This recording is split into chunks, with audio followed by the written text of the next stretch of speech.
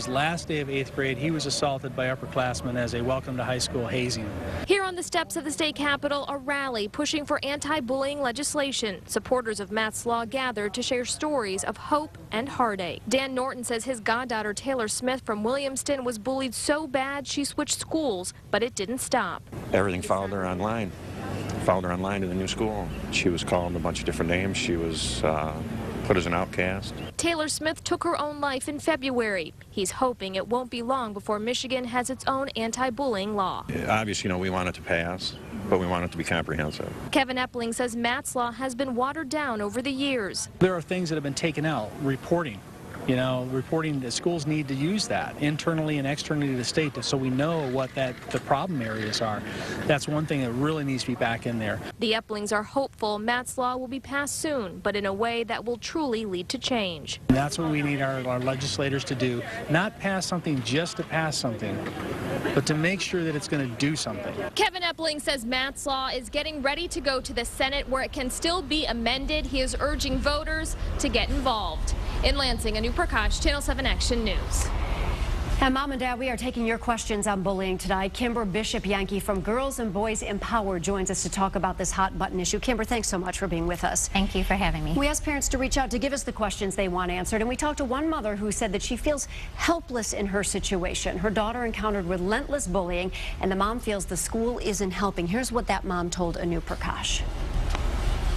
I truly did feel helpless for my daughter. I felt that I had no one really in the school that I didn't really understand the policy for bullying, for girls repeatedly picking on girls. They would just, have a conference, call a parent, kick them out, something like that. Alana says she feels helpless. I bet a lot of parents feel that way. How can you empower parents, Kimber?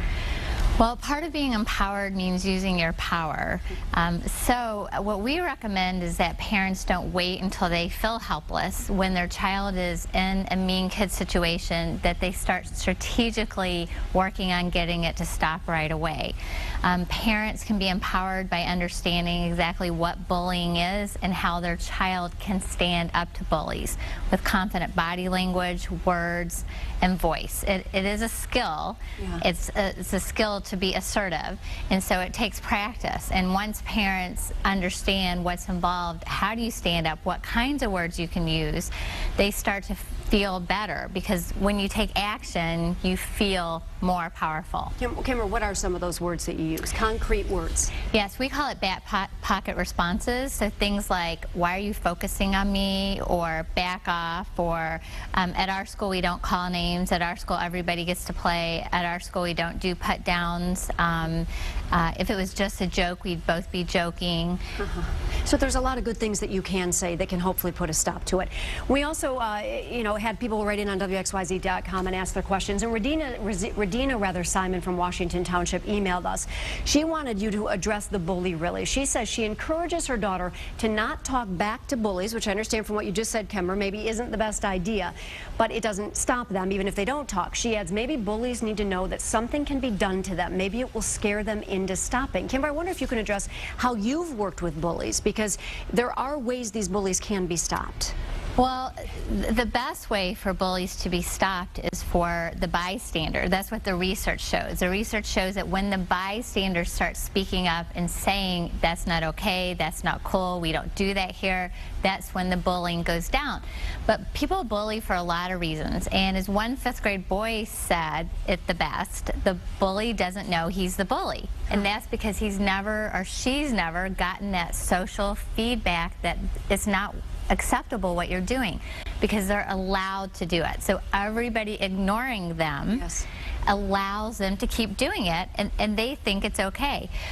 But sometimes it's because bullies may be sad about something or mad about something, and they don't have the coping skills. What do I do with my feelings when I'm upset? It could be because they are being bullied by another child, turning around and picking on somebody else, or a sibling at home is teasing them, bullying them. It's such a multifaceted problem, and there's no easy answer to any of it, but we're trying so hard this week to get to the bottom of the issues. We've got great resources on our website at WXYZ.com, and as you said to me as we go, if you suspect a problem, it's school, talk to the school immediately. It can make a difference. Kimber, thank you for being with us today. Thank you.